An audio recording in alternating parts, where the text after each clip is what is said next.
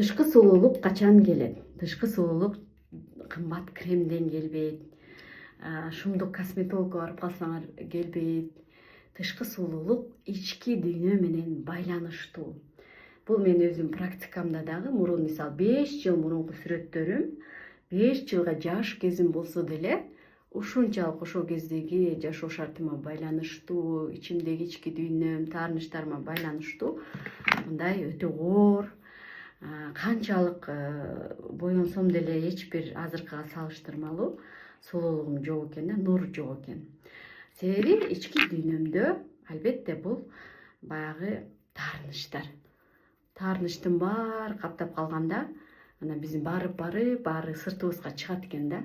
Ошон үчүн жана мусулманчылыкта деле айтат го, ички дүйнө жүзүңө нур болуп калат намаз окусаң деп. Эмне үчүн? Намаз окуганда күнөөлөр кечирилет, ички баягы суета, тревоганын баары кетет, Кудайга ишеним көбөйөт. Анан ошентип отуруп, анан албетте көрдүңүздөрбү, нур болуп жүзүбүзгө чыгат. Ошондуктан эң биринчи кезекте биз ошол ички дүйнөбүз менен иштешибиз керек экен да. Болбосо биз ойлойбуз азыр сонун бир косметологко барып эле, анан менин шумдук дүйнөм сонун болуп калат деп. Жок.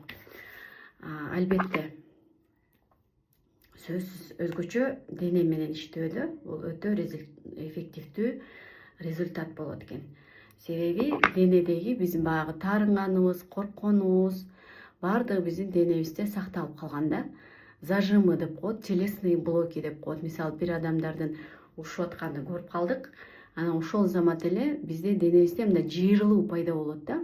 Муздак бир суу чачкандай болуп кеттим, денем дүркүрөп кетти дегендерди угабыз го. Ошонун баардыгы ошол себептен келип чыгат.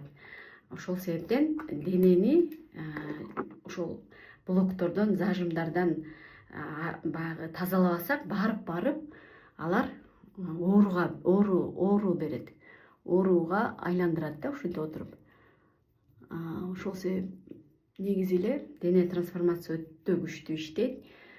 Мен 1 жылда керек болсо өзүмдүн жашарганымды байкадым. Хотя те же условия, те же имеется в виду, эч кандай деле косметологко барып же бир шумдук бир нерсе деле жасаган жокмун да.